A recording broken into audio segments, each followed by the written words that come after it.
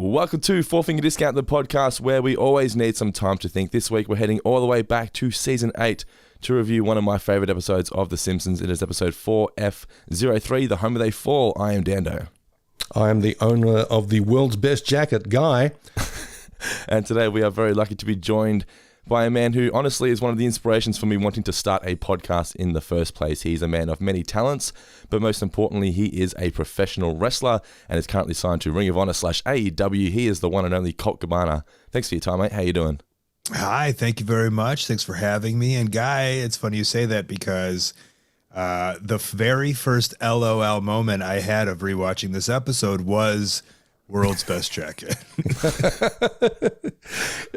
It reeks of Planet Hollywood, that one. I mean, it just was just like the absurdity and I loved it. Have you ever had some ring gear, Colt, where you just thought, I am the fucking coolest guy heading to the ring right now? Oh, are you kidding me? I don't know if you've seen my recent jackets right now. First of all, I have these little action figures called micro brawlers where you can draw your own jacket.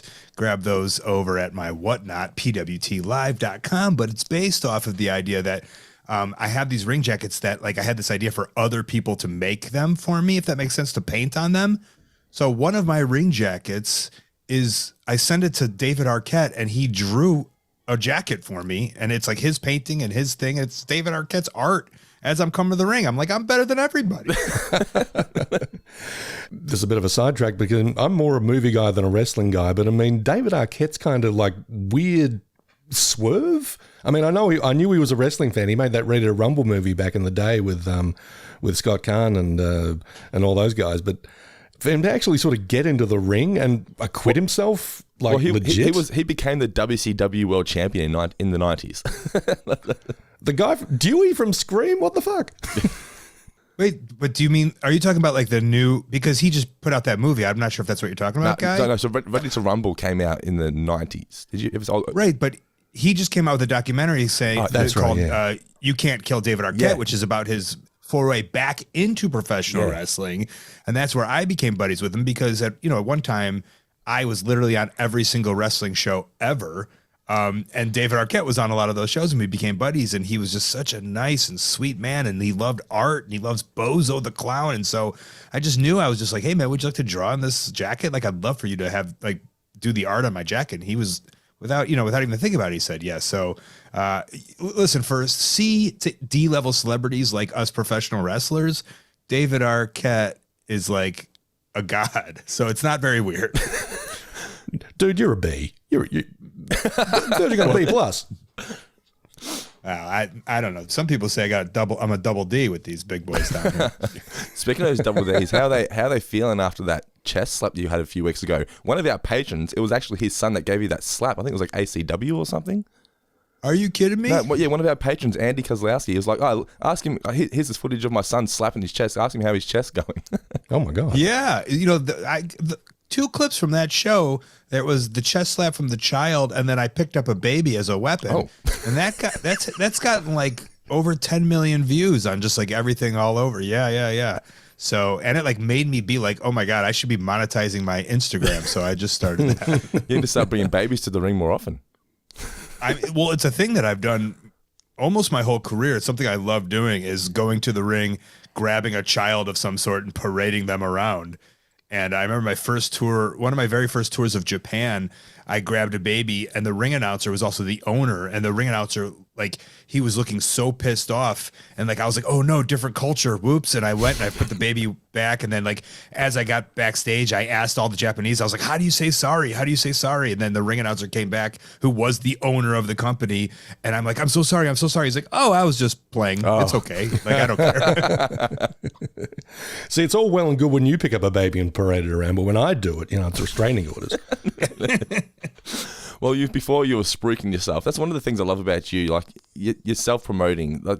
That's been another inspiration of mine. The fact that you find ways to monetize this and everything. And you're one of the professional wrestlers that you started that trend, in my opinion, but particularly the podcasting. But now you got your pro wrestling tees and all the other things that you're doing, your live sales and that kind of stuff. You've always had your finger on the pulse. Yeah. And, half of it's hustle, half of it's being aware of what's happening around me. And, the other half of this three halves is, it's just, wanting this to be my living. So like anything I could do to like, I guess monetize so I don't have to go get a job at what's your version of Walmart? Maybe it's Walmart. Kmart. I forgot.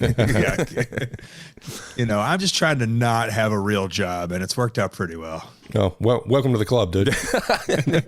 Because like last year I was working an office job, wasn't enjoying it. I just went, hey, look, this podcast thing can pay the mortgage. What the fuck am I doing in an office job? Let's just go find ways to monetize this thing. But for those listeners out there who don't actually know who you are, which would boggle my mind, but as I said, you're obviously a professional wrestler, but for me, you launched a podcast, The Art of Wrestling, in 2010. That's where I first sort of discovered you through the podcast. It wasn't necessarily through the wrestling, it was through the podcast. And I just thought the way you were able to engage and interview these people, it didn't feel like an interview, it just felt like a conversation. But so The Art of Wrestling, still going to this day. You had a bit of a period there where you took some time off, but you're going again now. But you've also got some other new projects going in the works as well on your Patreon. Do you want to tell us about your new podcast, Wrestling Anonymous? Oh, yeah. I don't even know. Like, I started Wrestling Anonymous maybe a year and a half ago, and it actually kind of came to an end, but I keep it alive on the Patreon a little bit, which is just calls from anybody who has anything to say about wrestling. And so I was always kind of a fan of, like, we would call it AM radio in Chicago, in America. I don't know. I guess kind of like the talk radio. As a kid, I loved talk radio. I loved I listen to a lot of podcasts that have segments with people calling in, and I think it's fun because something we all have in common is we love wrestling, and so hearing different takes or different stories, and not like necessarily like I don't want to hear like who you think's going to win the big match, like I don't care about that, but just stuff that's affected you, much like the Simpsons. Like I have such a nostalgia for the Simpsons, and like I'm sure like anytime we start babbling about it, it just like brings back great memories. The same I think goes for wrestling. It's kind of it's within the same pair, especially because it's been around just as they've both been around forever. Yeah. Good Lord.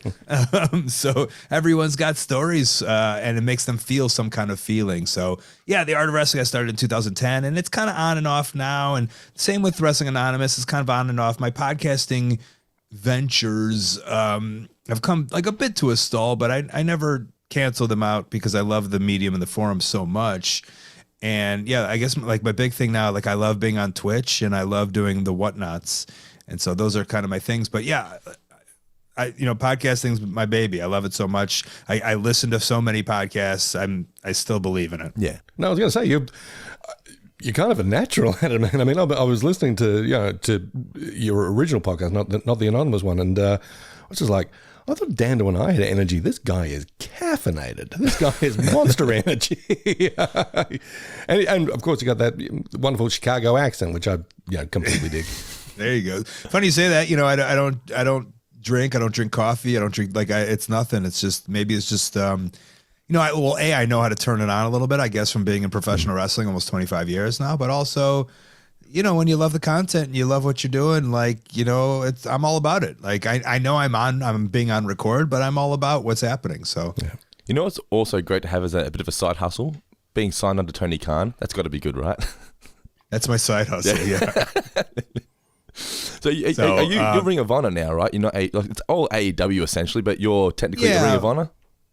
I mean, I don't even know. My contract's with AEW. Okay. It's kind of like I'm hurt right now, so I've been out with a shoulder injury.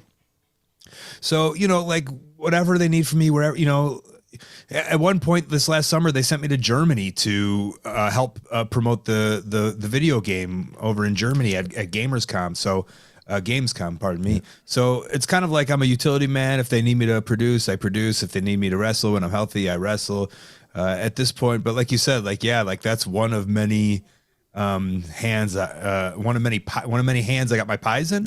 Yeah, that's it. You're the Swiss Army knife of sports. Yeah. But you said you got big nostalgia for The Simpsons. So tell us, what are your memories of The Simpsons in the 90s? I mean, it's not even the 90s. I think it's the 80s, right? Oh, well, it started in 89. So yeah. Yeah. So, I mean, like we were a Fox family, which means like, Fox was like the redheaded stepchild of America growing up. And my family, we were like married with children. So are we. We were, yeah. And so my family, we loved, like, that's a memory I have is like sitting around the family room getting ready to watch Married with Children. And then of course, my brother and I, we were just obsessed with all of these kind of weird shows. And so we loved the Tracy Ullman Show because we loved comedy. And then when The Simpsons was on there, we loved that even more. And now a little background. Now my brother is the director for Family Guy. He's an animator by trade. Oh, wow. And he's obsessed with cartoon and animation since childhood. Mm-hmm. So even like when he was 9 or whatever, whenever The Simpsons was on the Tracy Ullman Show, my brother was like, this is good animation. And so he made it like appointment viewing that we had to watch Tracy Ullman to try to see if The Simpsons was on. Now I don't think it was on every episode. Correct me if I'm wrong. I'm not too sure if it was on every episode of Tracy Ullman. I'm not too sure about that. Okay, because it was kind of like Saturday Night's Main Event. Like you'd stay up late and hope it was on, and sometimes Saturday Night Live was on. Okay.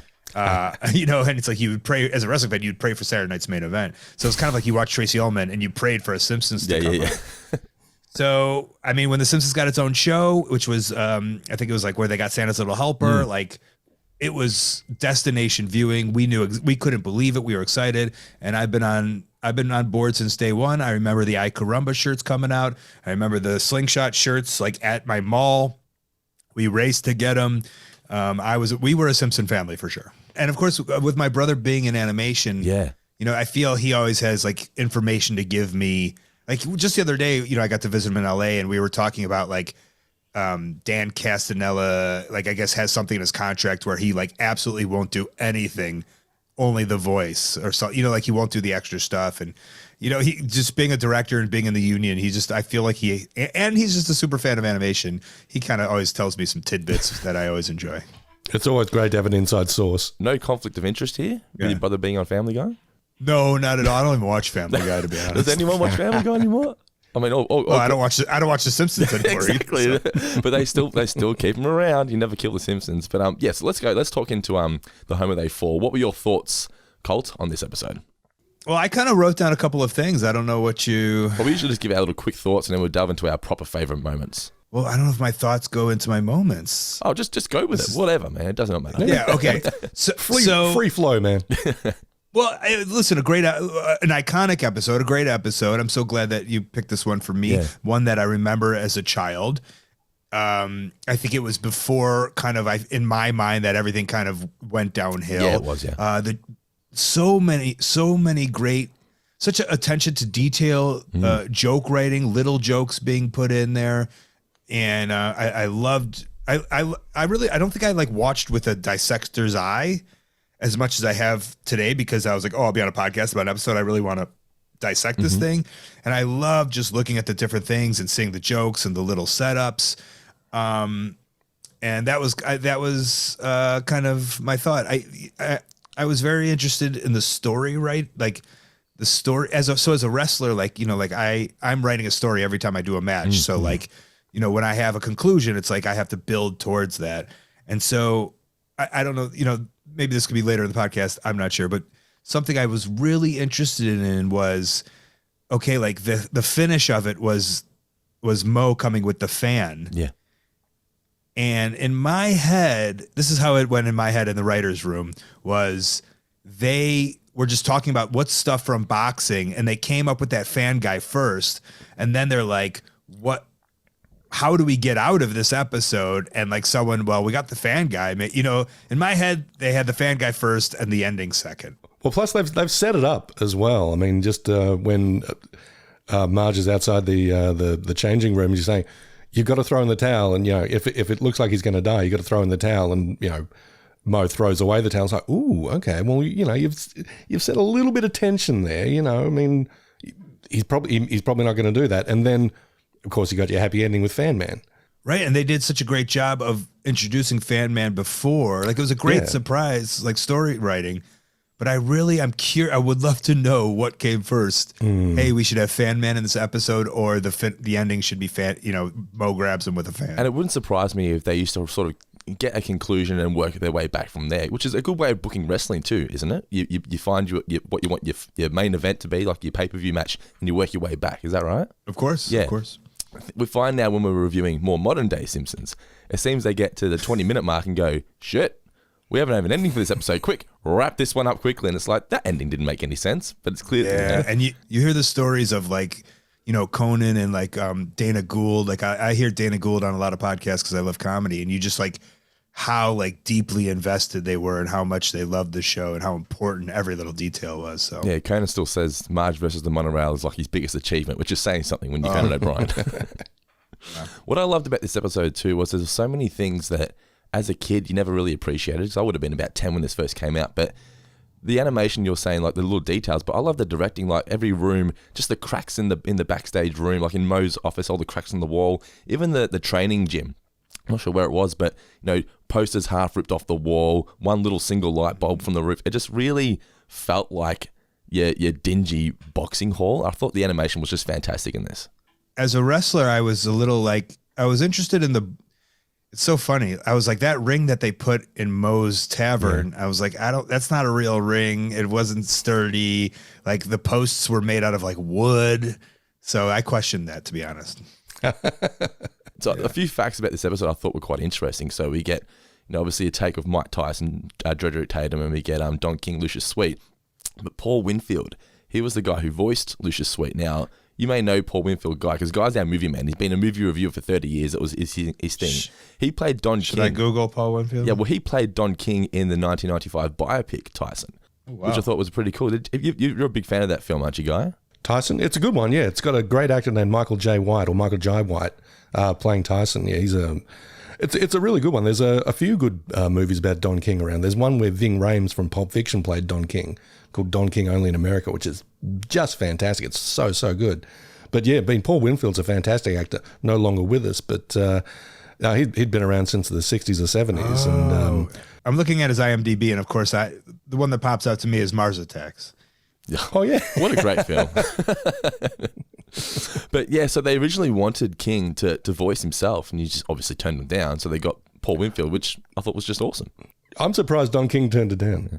Who voiced Tyson? Or Fake Tyson? Fake Tyson. I believe that was Hank Azaria. I'll just double check that though. That's what I would have. I kind of assumed that. He seems to do those sort of like lispy voices on The Simpsons. Let's have a look. And you know, I was on a show with Mike Tyson for AEW. You were, yeah. So tell us about that, right? So Mike Tyson's just there hanging out. There's that photo of look like where he's asleep, but we don't know whether that's real or not. But like, what's that cat like? I mean, so it was a weird time during the pandemic, you know, and I guess I don't want to say anything that'll like get picked up by anything, but he just seemed cool, and he just didn't have a care in the world, and you know, everyone wanted his picture and everyone got his picture. I'll say that. That's good, yeah. And for that, you know, for the money he was getting paid, I'm sure it was okay for him to do that. But Colt, you're not going to say anything, cool. But I'll say something. From what I understand, Mr. Tyson now has his own brand of weed, and he is blazed like 24/7. So I think you're on the exact same page I was probably. You can allude to it. I'm just going to say it. His crew definitely looked like they were trying something, because like I remember that end of that show, they're having that sort of standoff with Jericho, and I was like, these cats are just going for it. Yeah. Oh, I guess I was in the ring with Mike Tyson, wasn't I? Were you in the ring for that bit at the end with the big pull apart? Yeah, because then Jericho and I wrestled like the next week. Yes. On TV. Yeah. Yeah. Oh, speaking of your matches with Jericho, man, are you still happy to talk about compression socks or man? Oh my God. Yeah. I wrestled a huge match. It was my first match in a while on international television. I went to go get a pair of long socks, and I just didn't know what compression socks were, and they were long, and then I wrestled in them, and then the doctors were like I felt like I was going to die in the ring, but I just didn't know why. I was like, I guess I'm out of shape. And apparently, compression socks, basically, I made a tourniquet for my lower body. Oh my God. Apparently. Yeah. So at what point during the match did you realize something's not right here? Well, the whole match, but then like towards the end, I really was out of it. But I knew I was like going towards the end, so it would be fine and I'd get there. But I just knew I was lacking a lot of energy, and I couldn't understand why. Were you still doing indie shows during your time off TV? Yeah, but not that much. You know, before the pandemic, I've wrestled like all over the world, and I would wrestle any single show anywhere. And then a month before the pandemic, I got signed to AEW, and then the pandemic happened. And then like, I learned that like, hey, Colt, like it's okay to take some time off in your life and sit home and enjoy yourself. And I kind of started to enjoy that a little. So I stopped taking as many indie shows as I used to, because I'm under a contract to AEW. So like, I'm not, hurting, and B, like I'm trying to enjoy the world a little more. And also you've said that, I'm like you in the sense of like the control aspect. When you're doing all of your work, like your podcast and things like that, you like to do everything, which can be a negative. Like, do you still see it as a negative? Like, are you still able to now, do you still hand out like jobs to people, or is it still you? It's funny you say that, because like I tried to like restart Wrestling Anonymous by delegating, and like you obviously haven't seen it re-come out, because like I just can't figure out how the delegation goes. And I'm trying to do the same thing with my social media, and like I'm having a hard like I know I have to delegate, and I'm trying to, but it's hard, isn't it? It's hard to find the right terms, but it's something I've been working on. I think the term is just, you don't mean anything against it, but it's hard to trust other people with your baby, isn't it? Yeah. Or it's just like, I know what needs to get done. And I think I'm my most important person, like they're going to be their most important person. So like, why would they work like I'm their most important person? I shouldn't be. Yeah. So I kind of had that mindset. Yeah. We have something similar at Four Finger Discount, Colt. I mean, Dando was often trying to delegate stuff to me, and I'm going, nah. And it's better that way, trust me. Now, all right. Well, shall we get into our favorite moments? So were they your favorite moments that you discussed before, Colt? Well, I have some moments that snapped from my childhood. Yeah, go for it. Yeah.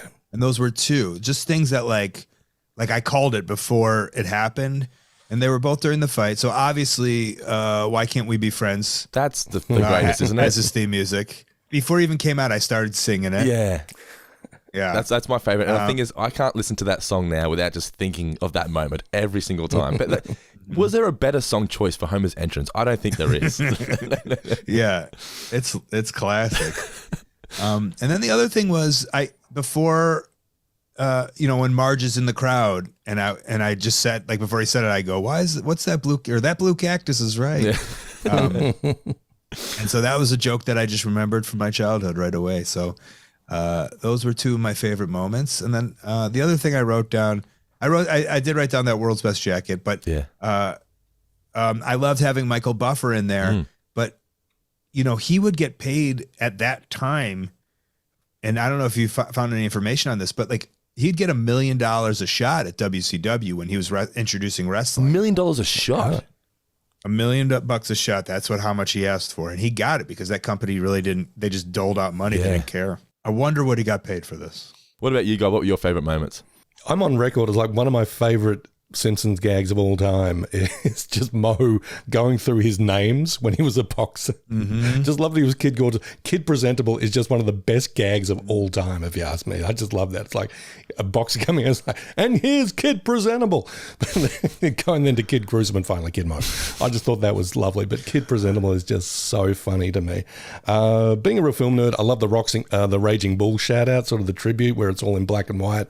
Got the opera music and Homer's just sort of going from up echelon to echelon, and just indicated by he's getting the better car wash every time. Yeah, I thought that was just hilarious. Paul Winfield's Don King impersonation was just fantastic, and of course Mo just not twigging to all this excess language that Lucius Sweet is using.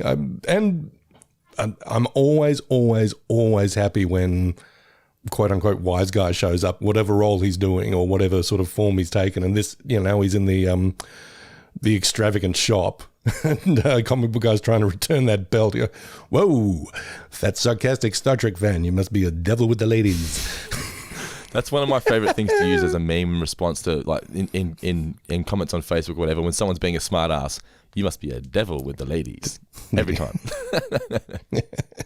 Something that really hit me too, like later here, being a wrestler and thinking about how you write stuff is, I'm sure they work backwards. It's like, okay, Homer has to get enough. Homer wants to become a boxer. Why? Okay, these guys are going to beat them up. Why? Okay, I love the idea of them building back to them Bart being beat up. Like, I love thinking of the way that they probably processed how to get to there, and then all the stories and jokes that they got. Like, like it just started this weird, him, whatever, like however, like comic book guy. Yeah. I thought that was great. I did have a question. Yeah. I noticed that there was no B story. Yeah, that's one of the good things about this episode, I think, because I think a B story would have been distracting. Do they do a lot of B stories, right? They very often, especially during this period, the golden era, there was always, you kill an A story, and usually the B plot was usually pretty good as well, but it usually wasn't good enough to really have a fleshed out 22-minute story wrapped around it. But this one here, I think the story was just so full of stuff that you didn't need the B plot, in my opinion. I agree. I just thought it was interesting. Like, I always remember them being two things. Yeah, and I always love how, like in this episode here, they just didn't waste any time. Like, within 2 or 3 minutes, Homer's getting beaten up at the bar. He's a boxer. We're getting into it. Also, this episode came at a time when I was still too young to really appreciate it, but like the Mike Tyson era was coming to an end, I guess you could say. He was just coming out of prison. But for a while there, like, he was just like the biggest athlete. Was it him or Jordan? Who was the biggest athlete in the planet? Tyson or Jordan, do you think? I'm going to say Michael Jordan with Tyson, maybe a close second or third, but Jordan was the king. Jordan, yeah, and he always will be the king. Jordan, just by virtue of this is not to sledge Mike Tyson's boxing ability because he's an incredible fighter, but I mean, Jordan is just sort of a law unto himself. Whereas Tyson is kind of like, I don't know, it's hard to describe because I mean, I was around for the era when he emerged and it was like he was like a sort of a character out of like Greek legend or something. He was just this, I don't want to sound derogatory, but he's just an absolute monster. I mean, he was just incredibly built, incredibly ferocious in the ring. I mean, he literally looked like he wanted to, and I think he's on the record saying, I wanted to go in and I wanted to put his nose into his brain. It's like, holy shit, I thought boxing was the sport of, the gentlemanly Marquess of Queensberry rules and shit. This guy wants to come in and kill me. So, I mean, Tyson was just fearsome. He was like the boogeyman. And I'll say, if you want to know, like, really who was the biggest in the world, my trip to Australia last year, I think would prove that Michael Jordan still is, as every single person in Australia had a Michael Jordan or Chicago Bulls jersey on. I thought it was wild. And Air Jordans are back as well, yeah. Yeah. But let's get into some trivia. All right, Colt, I'm glad that you've said you're going to do some trivia for us as well. I'll let you kick off being the guest. Hit us with your first trivia question. Oh, I'm supposed to give you a trivia question? Oh, I've got trivia questions. Yeah. Well, you get ready to answer then. Okay. Jesus, you didn't tell me that. Okay, here we go. My first question is, in Moe's office, on the background, there's a poster for Sislak versus Oakley, and Bill Oakley was the showrunner at the time this episode aired. Now, there was another fight on that poster. Did you guys catch who the names were on that poster?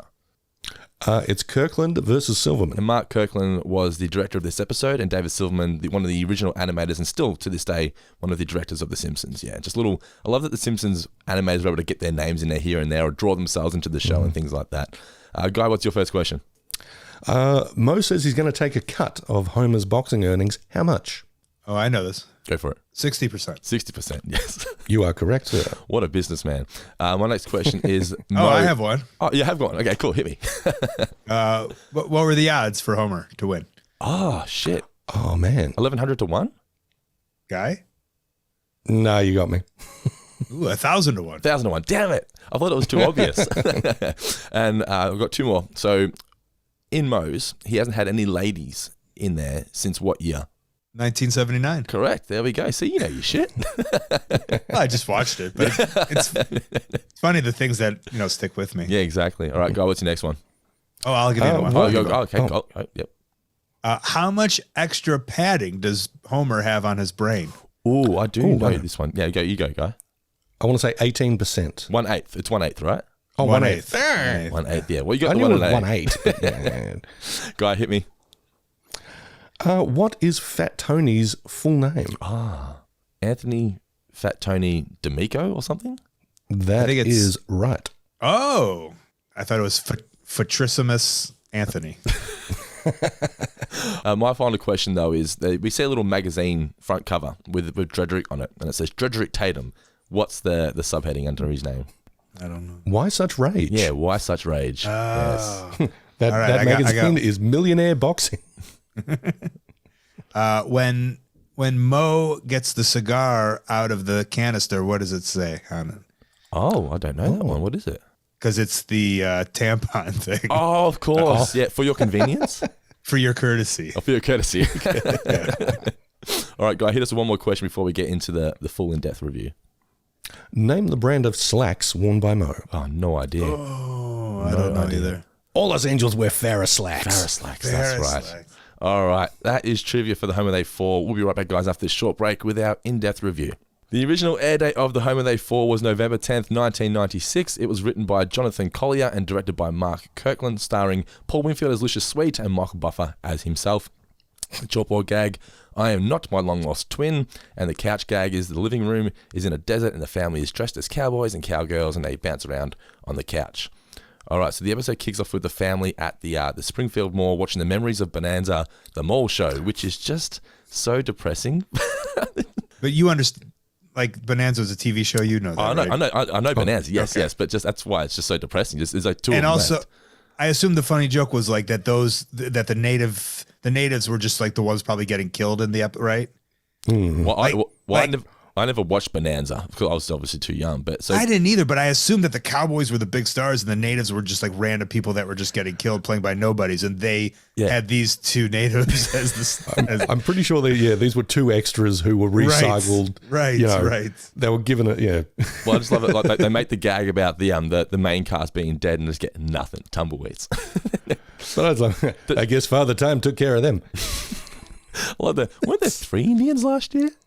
The thing is, Colt, does this ever remind? Do you ever have like your wrestling conventions? Do you ever see people where it's just like, ugh, mate, probably just time to wrap this up? Like, or do you think it's like if you're a professional wrestler, regardless of age, go out there and hustle? Yeah, like of course, like a little. At first, I'm like, ugh, what are they doing? But then I'm like, well, if you can make an extra $10, you make an extra $10. $10 is $10, man. Right. But there's got to be like the moments where you just walk around, you just. Almost like you go and you buy an 8x10 just out of sympathy, right? Well, listen, I've had the same thoughts of like, I'm not making as much. I'm like, oh God, am I that guy now? I'm sure you never will be that guy. Never. But yeah, as you're saying, guy, they make the joke about the Cartwrights and then people weren't happy. And then they approach a store, miscellaneous, etc., I believe it's called. And Homer's just taken aback by this. We don't have any stores like this in Australia, do we? Where it's just random junk. It's funny you mentioned that. On Paco, there's a shop called Etc. Okay. Oh, sorry, that's a very Geelong reference. There's a street called Pakenham Street, and it's just known in pure Australian terms as Paco. Yeah. Yeah, there's actually a shop called Etc. that's just full of random shit. Nowhere near as expensive as the stuff in miscellaneous, etc. However. Now, when Marge says anyone who needs this kind of status symbol must have some terrible emotional problems, I'm like, what does this say about me? Because I want that jacket. That's why briefcase case. Are you talking about the world's best jacket? The world's best jacket, yes. Yeah. By the way, who was on the world's best jacket? Was it James Dean? I'm looking at it right now. It looked like Elvis. Marilyn Monroe and I believe Elvis. Elvis. Okay, yeah. It's a very cool jacket. It's a terrible jacket. But then we get Comic Book Guy returning the ultimate belt that he got at a door prize at a Star Trek convention. And it's a size medium, so obviously doesn't fit him. As you're saying, Guy, the wise guy, he's just one of the greatest side characters, I think, in the history of The Simpsons. He doesn't appear all that often, so they never overdo it, but he's always just got a really great one-liner. Yeah, and I mean, I don't know, if you're not great at impersonations, like me, he's just a great guy to do, though. If you just want to be a snarky bastard. Yeah. Borrow a wise guy line, but especially this one. Whoa, you must be a devil with the ladies. It's one thing we've found, Cole, as we've delved into the later seasons of The Simpsons, compared to the golden era, was that you had so many side characters who were just there for their catchphrases, and they all added something to the show. But as they went on, it was almost like they were not running out of ideas, but they thought they needed to flesh out these characters, and I think that sort of it took something away from them. So it's like characters like Wise Guy, they haven't fleshed out him yet, thank God. But characters like Comic Book Guy, like they told us his real name and things like that, and he's dating skin. We want you to be 1D. That's it. Yeah, exactly. Yeah. You're garnish, or you're a squeeze of lemon on the dish. That's what you are, man. You're not the main course. Trivia question. Yeah. How much did Bart Simpson pay for that belt? I believe he offered $4. Yeah. $4. $4. Yeah. I'll take it, but he has to hurry back to his store where he dispenses the insults rather than absorb them. What would be the worst insult you've heard a crowd member say to you, Colt? Oh, God. Some Semitic shit for sure. Really? Oh, yeah. Holy shit. Okay, I thought we were past that. And when you're out there, obviously you're just going to be professional, but does it ever get to you, or do you just got to learn, just fuck it, they don't matter? You know, it really, I really turn it on show mode, so it really doesn't get to me, which is kind of funny because, like, you know, something I love is like and encourage, like I love it, like when like a grandma like squeezes my butt or rubs my you know, or like a woman rubs my chest or whatever it is, and then like now, you know, but now you learn that it's like, you know, consent and kind of demeaning. But in my head, I'm just like, dude, when the camera's going, I'll do anything. I don't care. Yeah. So, not to condone their bad behavior or the crowd sort of insulting or anything like that, they're probably in show mode as well. Right, that makes sense. Well, that's what pro wrestling is. It's just an escape from the reality for a while. But do you think there's a change now with crowds where they're almost hesitant to get involved because of what's happened?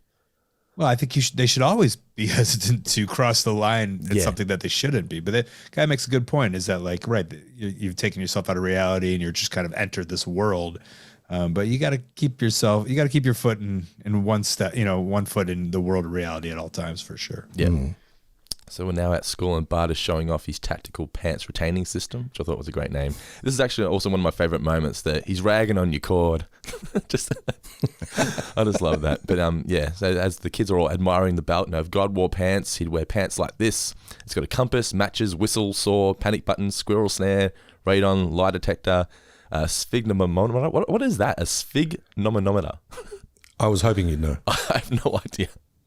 But yeah, it's even got turn signals, which obviously pays off in just a few moments. This episode was great at sort of introducing things that paid off in just a few moments. Like you were saying, Fan Guy. When they introduced him, you think that's just a gag. But no, it pays off with the story at the end. Because as a kid, I had no idea who Fan Guy was. I was like, who was this Fan Guy? But he was a thing, wasn't he? For sure. He was an American phenomenon, yeah. But yeah, I mean, you're right on what you were saying before about sort of the reverse engineering of, you know, start at the end, work backwards, and then once you've got the start and you've got the whole structure in place, that's when you can do a little interior designing and, you know, go through and speckle through little jokes like the whole turn signal thing and all the texture that's in this episode. Because you're right, there's just so much little bits and pieces all through that just make it so memorable. Yeah. So obviously the bullies catch up to him. They start beating him up. And Homer, this was great. So Homer's like, doesn't notice that anything's wrong with him being beaten up. He's like, what happened to your belt? That was a great joke. Yeah, I noticed that right away. I love that. Yeah. So he tells him you need to go squeal. He says he's going to squeal on his parents for him. Cut to him getting beaten up in Moe's. Now, this is the first and only time that the parents of the bullies appear on the show. Because the running gag with because a running gag with Kearney, who was the bald bully, is always that he's an adult who's got his own kid.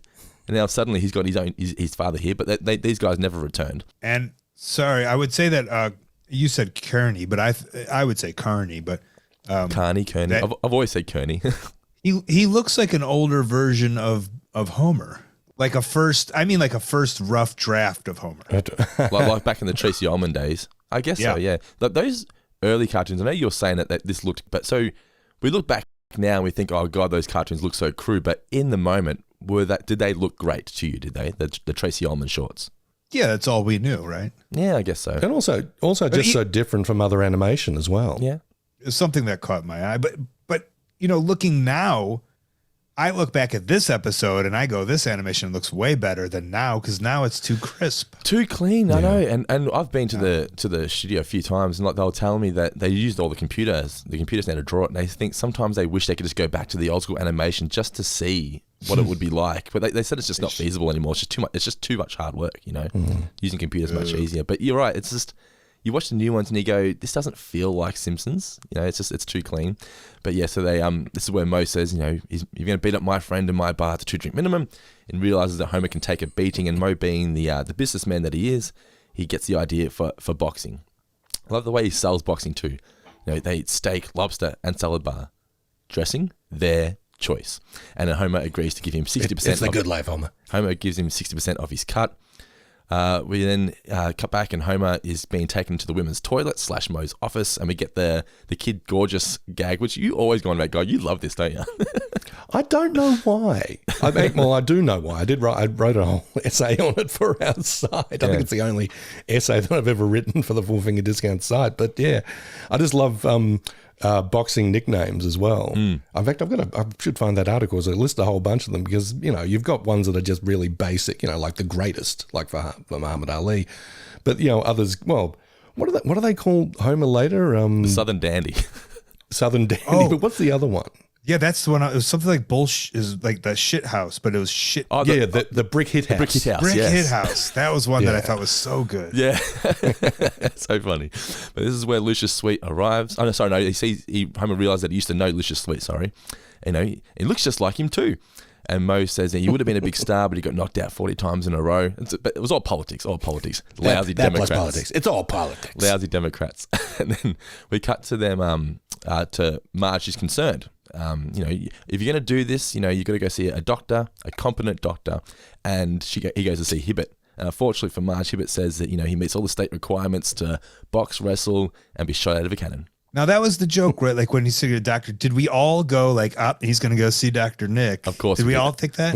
That's exactly what they were going for there. Yeah. But the funny thing is, now we're doing season 17. It's almost, and it's like Dr. Nick's been written out of the show, and Dr. Hibbert's just become a combination of both of them. Like Hibbert's not the competent doctor anymore. It's like they went, who needs two characters? Let's just have one doctor. But yeah, so he goes to see Hibbert, as we said, and Hibbert explains that he's got Homer Simpson syndrome. He's got a layer of fluid 1/8 thicker than normal. And then we get training with Mo. This was fantastic. Wait, hold on, don't forget the 2x4. First of all, yes, Homer Simpson syndrome, and then him going, "Aw," and then you having to think of like how funny that is a great joke. And then yes, taking out the sterile 2x4 is also a great joke. What did he say? Why me? What's your favorite common weapon in wrestling? I feel like the kendo stick gets overused now. Yeah, I when you do a good fire extinguisher and you spray that fire, that makes such a big gust of whatever it is. I'm sure you'll die of asphyxiation or something. But is there ever the panic though that it's not going to go off? I'd always just panic for the rest. I'm like, please work, because this will be embarrassing if it doesn't go off. God, I to be honest, I've never used it. I just enjoy watching it from afar. Well, one thing you have been involved with is the fucking fireballs, man. That is terrifying to me. Like you did with your 7 match with Pierce, you had the fireball. Terrifying. Is that not terrifying? Yeah, so it's terrifying as well for you. Like, there's no safe way of going about. Fire is not safe, no matter how you're handling it, right? You just think to yourself, it's the same thing. It's like, I'll let a woman rub my chest. I'll let a man throw fire at me. Like I'm in the cameras are on. It's go time. Oh, like when Cody went through that tight table on fire on Dynamite last year, I'm like, what are you doing, mate? I'm like, he couldn't pay me enough money to do that kind of stuff. But you guys know what you're doing. Homer is now training with Mo. How great was this when he hits the fly and the fly just flies away? Hits the glove. He's exhausted already. And I've just got here, just like the cracks in the wall and everything. Just really, you're buying into this story just because they make it look so real as well. Mm-hmm. And Mo says, you know what? You're not going to be a fighter. You're not going to be a hitter. You're just going to stand there whilst your opponent gets overexhausted. And if the ref's not looking, to kick him a few times as well. Okay, we have to note there was a flaw in this.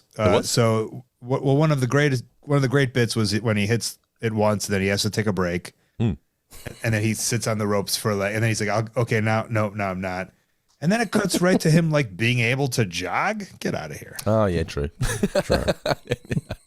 I didn't even think about continuity is not the watchword of The Simpsons. Well, as Matt Salmon, one of the showrunners of The Simpsons now, he says there's no room for comedy. No room for continuity in comedy. But so they're going for the run, and Homer's just saying he's going to do nothing, and that's my boy. It's now time for the first match against Boxcar Bob, and who was fighting for a sandwich. And Mo gives Homer his lucky mitts, but he needs to take the barbed wire off because that's the stinger. They don't let you do that one anymore. Homer, you don't want to get drawn to a boxing match here. Just let him hit you and then just push him over. And they're all taken aback by how well this tramp's fighting, except he's got the energy of a hobo, except when he checks on his bindle. Tramp with an energy of a hobo. That's actually my Tinder profile. But yeah, so Homer then ends up nudging Boxcar Bob, and he falls over, and he gets the win. Then we get the Raging Bull montage. I thought you would have appreciated this guy. I did indeed. The lovely operatic music and the black and white, and yeah. But like I said, just the signs of success are just like, ooh, you can afford the mega premium, mega tycoon wash is the final one. Yeah. And this is where Lucius Sweet arrives to offer the comeback fight for Drederick Tatum because he just needs a body to sustain verticality for 3 rounds. Don King is such an interesting character. I mean, because I don't want to. I want to be careful what I say about Don King, who is still with us, I believe. I believe he still is, right, Colt? I think so. Yeah. But But I mean, certainly operated on the wrong side of the tracks for a while, but just was elevated to this position of power and glory through sheer hustle and. But the way he presented himself and certainly the way he spoke. I mean. I love the what you were saying before about the line is he looks like Don King. He sounds like him. Yeah, I just love the way sort of when he does his proposition to Mo, he jingles his chain, puts on his crown as he walks out. So then they're on the roof at Mo's, and Mo says, "I didn't bring you up here to show you the new tar paper." Dan's delivery here of "You didn't," and he says, "You want to be heavyweight champ? Yeah, sure." And Homer agrees to a fight with Tatum without even really knowing who Drederick Tatum is. Homer trusts him, so if you think I can beat him, Mo, then I'm all for it. Hold on, he gives him that parking pass. He does indeed, yes. And then we cut to Drederick Tatum in prison stopping the riot by just saying, "Shut up." I think it was just keep it down. What a way of just emphasizing how dangerous this guy is by just stopping a riot. Hey guys, shut up.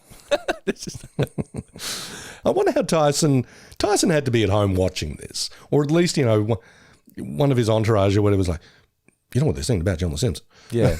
I wonder if he's sitting. That's a very accurate representation of me. Well, he was just coming out of prison not long before this, and apparently, his comeback fights were just like lambs to the slaughter. Yeah, I remember getting a couple. Well, that's the. I mean, yeah. If like at the end of this episode, someone's going to hand you a check for $100,000, it's like, let me weigh this up. This is where we get the press conference / parole hearing, and Tatum feels remorse. If I could ever go back before I push my mother down the stairs, I would certainly reconsider it. And he's going to make orphans of the kids. Then Marge sees it in the paper because Homer hasn't told her. Homer doesn't even think it's a big deal. It's like, "Oh, I'm fighting Tatum. I don't know who this Tatum guy is."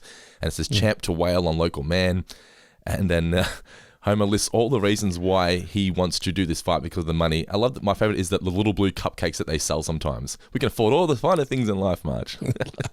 Then Marge says, "But you're going to be killed." And Lisa agrees, that the odds are all against you. You can't do this, Dad. And then we get one of my favorite commercials ever on The Simpsons. Just he's going to get, he paid his debt to society. Now he's getting his revenge on Homer Simpson. The head exploding. And then Grandpa, "That's your daddy."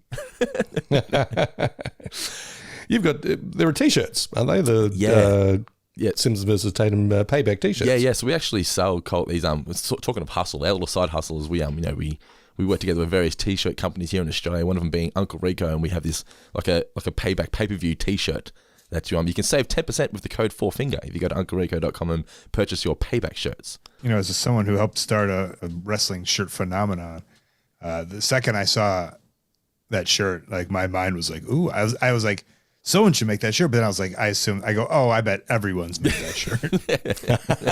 Well, the good thing about that shirt is it's only like 3 colors. So it's very cheap to make that shirt as well. Right. But then, but now we're at the event. We've got t-shirt guy at the front. Every event's always got the fake merch guy at the front. And whenever I'm walking into an event, I'm always like, I know it's fake merch, but some of it kind of looks pretty good and it's pretty cheap. But the best thing to do is you wait till the event's over because they're always half price on the way out. But do you ever what's your favorite piece of like fake merch, Colt? Do you have any at all? Well, I mean, for years, I would go to Tijuana. I would buy wrestling masks. Ah, yeah. And then I would come sell them in America. And that's how I honestly was able to pay my rents in my young wrestling when I wasn't that big of a star. And, my 8x10s and VHS tapes weren't moving that hot. I would get kind of the cheap knockoff wrestling masks and sell them up in America at America shows. What's the markup for a luchador mask? At the time, it was like $2 I would get them for $2 a pop and sell them for 10. Wow. Holy shit. Yeah. See, this is what I mean, guy. What a hustler. What a man. And usually, like my theory was I don't want to pay over $3 to sell for 10. That was always kind of my theory. I had a 3 to 10 ratio. We had to cover, well, as you call it gas, we call it petrol. He had to cover the gas to get to Tijuana in the first place, right? I had a guy who had a guy yeah. Well, I wrestled there. I would wrestle there. Yeah, of course. Yeah. So killing 2 birds. So that was covered. That's that business major coming through. There you go. According to Wikipedia. But yeah, so the tasteful attire is prohibited at this event. Everyone's walking in with wacky outfits, and Bart and Homer in the locker room here. I thought it was great lighting here where you can just see the silhouette of them. Bart's just saying, it makes sure it hits you in an even amount of time so you don't get amnesia. And then Marge goes to see Mo. This is the moment you're talking about earlier, Guy, where, Mo seems stressed out, and basically his way of sort of dealing with it is blaming somebody else. So he's blaming Marge. I'm not the villain here. It's because of your negative attitude. There, I said it. Of course, they've drawn inspiration from Don King and Mike Tyson and all that stuff, but I'm guessing that the Simpsons writers' room is populated by pale nerds like myself, who are probably... Their exposure to boxing is more movies than actual boxing. And, they've just cherry-picked, the cliches and the tropes from all your boxing movies and all your boxing stories, whether it's, the partner of the palooka going, you got to throw in the towel if he looks like he's going to die. Or, or even just, explicit stuff like The Raging Bull. But also, it feels a lot like we've lifted stuff from Rocky. Even the title of this, The Homer They Fall, there's a great Humphrey Bogart movie from the 50s called The Harder They Fall, where Bogart plays this boxing promoter who... Sorry, man, go ahead. No, I just thought I hated the title, I'll be honest. It's a weird one, isn't it? It's a bit clumsy, but it's a shout out to this boxing movie. So, but you're right. It doesn't really flow as well as some other titles. I feel I don't know what the right title would be, but I feel there's so many layups to that. It's something we do on this on the show regularly. I don't think we're going to do it this time around. No, but we often get the listeners and the patrons to chime in. It's like, what's a better title for this episode? And there are often many. Yes. But How Do They Fall is an actual boxing movie. Throwing the towel in the bin bit, is that from a movie? Because it just seemed so over dramatic that it felt like it had to have been from something. It may well have been, but it honestly just feels like all the stuff from Rocky, and especially Rocky 4, where what's his name? Apollo Creed is, getting slammed by Drago, and he's like, don't throw in the towel. But we get here Michael Buffer. I would have to assume, Colt, that he is not getting paid $1 million for this spot. I would love if you could do some research and find that out, to be honest. Like, I don't doubt it's not close, to be honest. You reckon? I just don't think Fox were going to give the bragging Simpsons rights. Yeah, I guess so. I just don't think the Simpsons were going to be, or Fox were going to give the Simpsons $1 million to get Michael Buffer. They would have said, can't you guys just do an impersonation of the guy? Hank, come on. Because it's interesting because, they're like, there's Charlie Sheen. He says nothing. And it's like, well, we just used Charlie Sheen and paid him nothing, right? Yeah. But it's interesting, all the celebs. We've got the feature player in the Hollywood prostitution scandal in Renia Wolfcastle. We've got the Kent Brockman, who was one of Guy's favourite characters. Absolutely loves him. And then we get This just in, go to hell. Yes, Anthony Fat Tony D'Amico, fan man, and who cuts Krusty's hair on the way in, so just planting that seed there.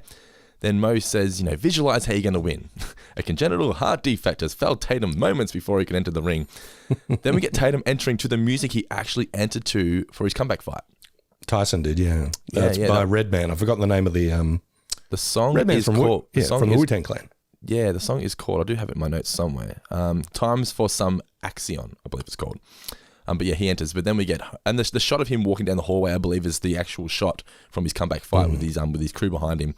And then we get Homer entering, which is... It's got to be the moment of the episode, right? Don't you reckon? Him entering to Why Can't We Be Friends? It just sort of... It just epitomizes what this episode's all about. He's just not going to go well for him at all. And basically, this is next 5 minutes is just Homer getting the shit pounded out of him to a point where, even as a kid, I'm watching this going, I kind of feel really sad for Homer here. Like, they really drill it in that this guy's getting the shit kicked out of him. You need that meme. Stop it, he's already dead. Especially the shot where it's just like straight downwards on his skull. It's slow motion and Although hardest part of the head, apparently. The top of the skull. Hardest part of the body. It might be, but you just have this of as a wrestler who's taken too many pile drivers, I just feel everything compressing together. Oh shit. Pile driver. Oh my God, I'm cringing just hearing it. Colt, has any movie or TV show sort of captured the atmosphere and the feel of wrestling as well? I mean, there are a lot of boxing movies, but there's not so many wrestling movies. The Wrestler was pretty good. The Wrestler with Darren Aronofsky. Yeah, the Mickey Rourke one. Yeah, they did a good job of it wasn't perfect, but they did a really good job of doing their homework. And I remember they would come to some of the shows that we were on when they were doing. Wow. They once came to our show with Nicolas Cage, who was going to play the wrestler. Was he really? I did not know that. Yeah, and Darren asked Daniel Bryan at the time, Bryan Danielson. Yeah. He was like, "Do you think Nicolas Cage would be a good portrayal of?" And he's like, "Nah."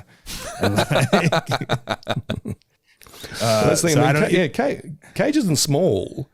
but Mickey's much he's bigger. He's kind of lean, long and lean, and Rourke just looked like he nailed it, Mickey Rourke for sure. But yeah, so basically the match here is going to shit for Homer, and he thinks he's about to die, and then Mo flies in Mo bails, so you think, okay, Mo's left, and he flies in with the fan, stolen it from the fan man.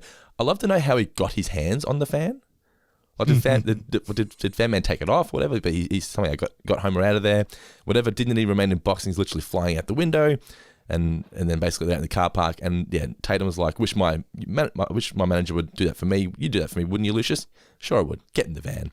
And then Mo goes to have some time to think, and that's the end of the episode. So not quite though, because we've got a little montage over the closing credits. Yeah. So as you said that, like looking back on it, I feel something that you said, and it was like, instead this montage of him saving the world, which I think was like, in my head was like a throwaway in the writer's room of like just them all laughing about it and then just be like, let's really do this. Yeah. Which I think would have been like a cutback to him seeing Fan Man in the bathroom and like beating the fuck out of him maybe and stealing his fan. That like if they had a cutback to it, right? Yeah, just like midway through the montage. Yeah.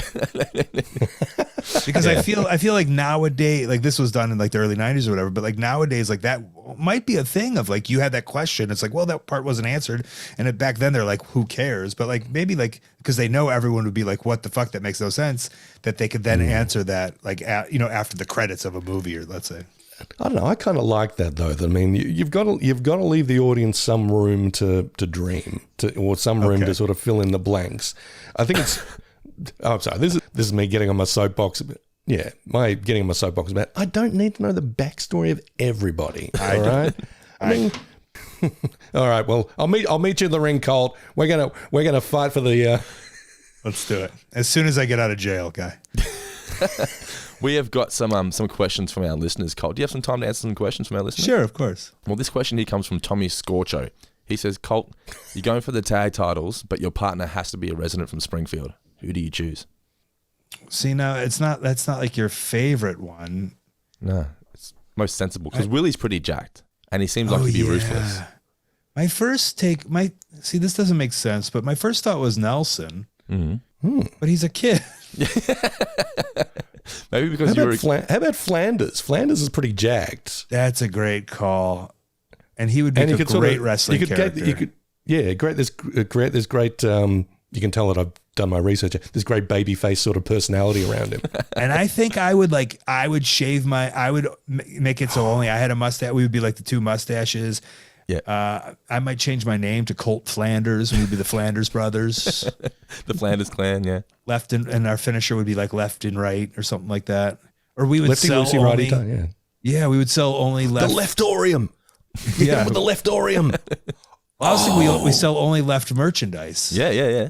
All right. I want 60% of this when it happens. Well, it actually ties into this next question because the next question is from Ian Aslin. He says, did you ever play the game Simpsons Wrestling? Because Flanders was the boss in that game and he was literally like impossible to defeat. Wow. As you say that, like as you hit the game, like I had some of the very early games, but I think they were board games. There was a lot of board games. There were a lot of Game Boy games and SNES games in the early 90s, like Bart versus the Space Mutants and things like that. Simpsons Pinball. Yeah. But there was the Simpsons arcade machine, which everyone seems to remember, just the stand-up arcade machine. I don't remember Simpsons Wrestling. I remember obviously the stand-up. And my brother, let's go back to my brother, animator, loved cartoons, was also that guy who was the best video game player in your town. He was number one, like he beat all of the games. So it was very frustrating for us to go to an arcade as children with, our parents and my mom to give him 4 quarters and me 4 quarters. I'm done in 12 seconds. And he's there an hour and a half at the Simpsons game, just dominating. Kicking the shit out of Goro in Mortal Kombat. Yeah. He's that kid when he enters the arcade, everyone just gathers around. Yeah, for sure. He could stretch a quarter. Do you still you're on Twitch and that? So what are some of your favorite games that you're playing these days? I'm obsessed with Fortnite recently. Okay. Yeah. So I play all children's games. I love Fortnite and Fall Guys. And I like those Jackbox games I play with everybody. But I really don't like side scrollers and I really don't like fighting games. So Like Mortal Kombat and The Simpsons, I'm kind of like, I'm not that into them. See, I was always a side scroller kind of guy. Like, your Crash Bandicoots and your Sonics and things like that. And then there was a period there in my teens where I just didn't play video games. I feel like I'm so far out of it now where I just can't catch up. My mates are just too good, like Call of Duty and things like that. I just can't do it, man. I spawn and I'm dead within 10 seconds. That's not fun. Yeah, but especially with the pandemic, we had time. Yeah. And now that like my wrestling schedule's not as busy, I have time. And like I found that like you just got to put in some hours and then you get good. Next one, Scott Sellers has, are there any Simpsons quotes that you find yourself still using in regular, normal conversations? All the time. God, I should have thought of them. Everything's coming up, Millhouse. Mm-hmm. I think that's the one. Why did I have the bowl, Bart? I love that one. I always, whenever my wife asks me something, if the answer is yes, I'm going to do the Mr. Burns, yes. from the Rosebud episode. Boo Earns is like a class. I think everyone does that one. Yeah. Whenever I park the car, we're parked in the itchy lot. It's always one line.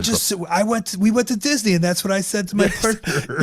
You can't help it, can you? You have to say it. Yeah. And you think when they wrote that line, it's not like even that great of a line, like laugh wise, but it just sticks with you, doesn't it?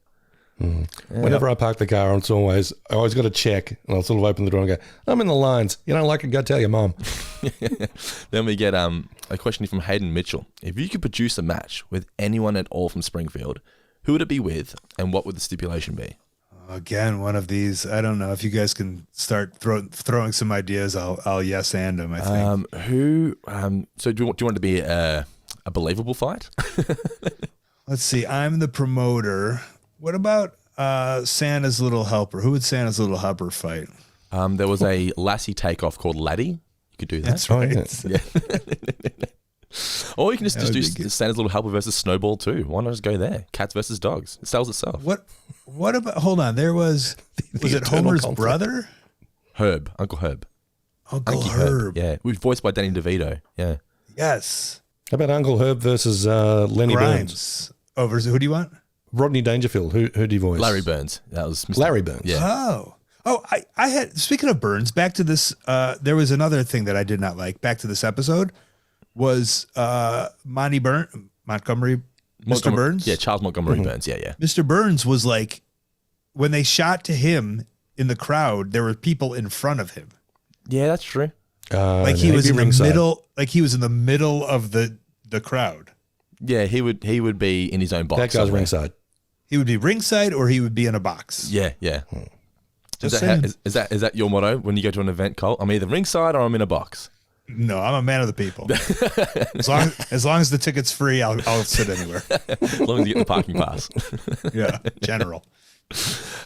So Michael Bernstein says, where do you rank this is more of a wrestling one. Where do you rank your 7-match series with Adam Pearce in terms of favorite things you've ever done in wrestling? It's up there. It's definitely up there. Looking back, as I was doing it, I remember it was just like part of business. But looking back, Adam was such a special wrestler, and he's a mainstay on WWE television, which is pretty cool. Yeah, and so looking back, it was very cool. Like Adam was kind of the leader of that, and he kind of orchestrated everything, and so it was very cool. I loved it. It was up there. I haven't revisited it for a while, but I remember at the end, didn't you both sort of just cut a promo on the NWA? Yeah, so we ended it in Australia, in Melbourne, actually. Really? Okay. Yeah, the steel cage match was in Melbourne from, I think, Melbourne Championship Wrestling. MCW, yeah. And there was just so many politics that, like, basically what happened was, like, the NWA was, like, nothing, and then this guy took over the NWA, and he, like, I was like, listen, like, I'm wrestling all over the world. I'm going to Japan next month. Like, I'll take this belt everywhere. And he was like, yeah, but we're bigger than you. And I was like, it's fine. But like he's mad that I wouldn't like commit to this schedule that he didn't even have. And I was wrestling 200 days a year, Yeah. And I was like, yeah, I'll take the belt everywhere and I'll represent NWA. And he's like, no, you do what I say. And I was like, okay. And so then he was like, we don't want the belt on you anymore. We were like, all right. So that was what happened. That's bizarre. Lucius Sweet Punk. When do you think you'll be coming to Australia next for a show? Is anything lined up or? I got nothing on the books. I wasn't even in season 3 of Young Rock, which, I was hoping to be a part of, and I was hoping that it would be in Australia so I could come back again on their dime. But, I know it's not Australia, but I've never been to New Zealand. I'd love to wrestle in New Zealand. I'd love to come there. You've never wrestled in New Zealand? Wow. Yeah, so I'd love to do like an Australia, New Zealand, like 1-2 almost. Any New Zealand promoters out there listening? Colt's your man. Get him signed. Well, before we let you go, Colt, I do appreciate your time. Thank you so much for doing this. It's been an absolute blast. But let's promote your Patreon and everything else you got going on there. Yeah, I mean, I'm Colt Cabana. I'm Colt Cabana on everything: Instagram, TikTok, YouTube, Twitch, and whatever. ColtMerch.com is where I have stuff. I have 3 DVDs that are documentaries about life on the road as wrestlers, and they were kind of before their time. That was before people started vlogging. If you want to talk about trends before the time, yeah. And if you don't want me to ship to Australia, which is too expensive. If you live in Australia, I know everyone lives all over the world, but those are there's digital downloads there on Colt Merch. Watch me play some Fortnite and come play Fortnite with me on Twitch, twitch.tv/Colt Cabana. And then the Patreon has like the whole back catalog of all of my, I almost 500 episodes of The Art of Wrestling ad free. And there's some other fun bits on there. And then we're doing this cool thing it's called Whatnot. If you go to pwtlive.com, I don't know when this is coming out, but this Sunday I'm doing, it's like a live shopping experience where you can get stuff, really cheap or really rare, like from my career. But we do those every Tuesday with Pro Wrestling Tees, and then I'm doing them under the Pro Wrestling Tees name, but I'm doing my own one, and I'm really enjoying doing those. So I think that's all I got. I got so much stuff, but that's all I can remember. That's good hustling. Well, once again, Colt, it's been an absolute blast. Thank you so much for joining us on the show. You're one of my inspirations, like I said, for this podcast. This podcast probably wouldn't exist if people like you weren't out there already. So thank you so much again, and all the best for the future. And an original line that no one helped me with: smell you later.